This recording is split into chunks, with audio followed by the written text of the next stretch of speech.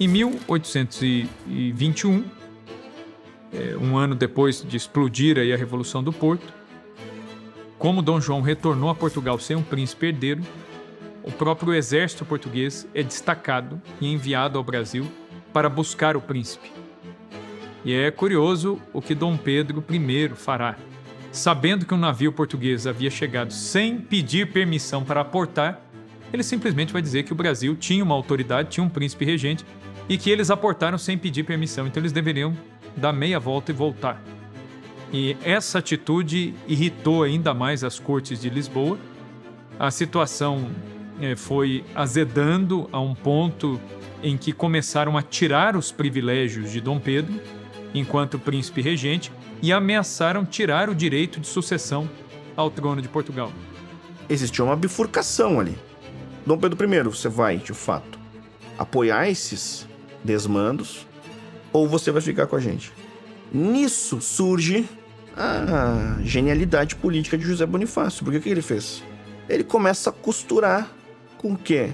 Com milícias, com demandas, com padres, com maçons. E aí aquilo ali encoraja o homem certo para a hora certa, encoraja Dom Pedro I.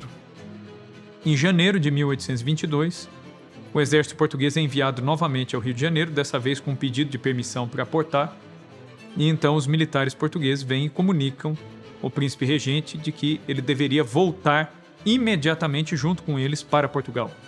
E aí é quando a elite brasileira, fazendeiros, intelectuais, parte do clero, se mobilizam e vão até o palácio para pressionar Dom Pedro. E então, diante desta pressão popular e do desejo do povo de que ele ficasse, ele dirá a célebre frase, né? Então, diga lá, né, que se é para o bem de todos e felicidade geral da nação, diga ao povo que fico. É o dia do fico, 9 de janeiro de 1822. O exército brasileiro vai começar quando esse agrupamento militar, esse exército luso brasileiro, vai se separar em exército brasileiro e exército luso. E isso vai acontecer no dia seguinte ao fico. E o Rio de Janeiro era tomado, era uma espécie assim, havia a força ocupante lá, era a divisão auxiliadora, pelo general Alvilés, Jorge Alvilés. O general Alvilés, ele se declarava constitucional, ou seja, apoiava as cortes de Lisboa. E quando o Pedro desobedece, há um mal-estar muito fundo e ele tenta organizar, o general Alvilés, a divisão auxiliadora, uma captura do Pedro e embarque à força. Sabendo disso, parte dos oficiais, os brasileiros, eles se separam e preparam uma defesa do Pedro, comandados pelo general Joaquim Xavier Curado. Naquele momento, ele toma a frente daquela tropa que ia defender o Pedro. Então, o general Curado, ele vai organizar esse grupo dos oficiais que eram pró-Pedro, que queriam defender o Pedro, confrontando a divisão auxiliadora. Ali, nessa divisão, desse momento de divisão, é que eu acho que pode ser colocado o nascimento do exército brasileiro, distinguindo-se do exército português. Enquanto o príncipe regente viajava para São Paulo, 3 navios portugueses atracavam na capital, trazendo a notícia de que Lisboa pretendia reduzir sua autoridade a de um mero delegado temporário, tendo nomeado novos governadores que chegariam em breve ao país. Recebendo a notícia, Maria Leopoldina, regente na ausência do seu marido, convoca o Conselho de Ministros para discutir o impasse com Portugal, enviando um emissário até Pedro para lhe informar da decisão. Recebida finalmente na tarde do dia 7 de setembro de 1822, às margens do Riacho do Ipiranga. O Otávio Tarquínio de Souza, que é um historiador brasileiro, ele narra a cena da independência. Ele pega os documentos da época e ele vai tentando reconstituir os diálogos que ocorreram ali antes da independência e tal. E uma das coisas que ele conta é justamente o caráter simbólico que Dom Pedro quis dar ao momento da independência.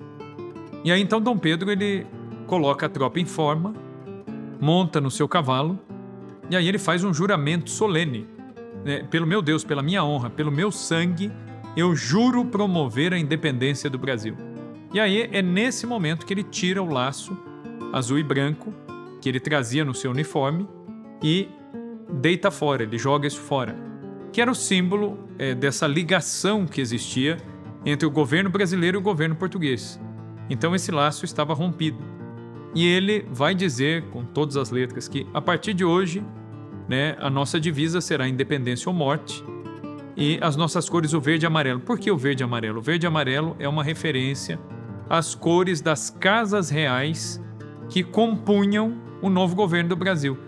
E aí Dom Pedro saca a espada e dá o grito, né, independência ou morte, e se torna o grito da independência mesmo do Brasil, né? Então ele faz esse caráter simbólico mesmo. Naquela mesma noite, no centro de São Paulo, Dom Pedro vai até o teatro e executa no Teatro de São Paulo o hino da independência do Brasil tocado em cravo, que Dom Pedro mesmo compôs, né? Já podeis da pátria filho ver contente a mãe gentil, né? Já raiou a liberdade no horizonte do Brasil.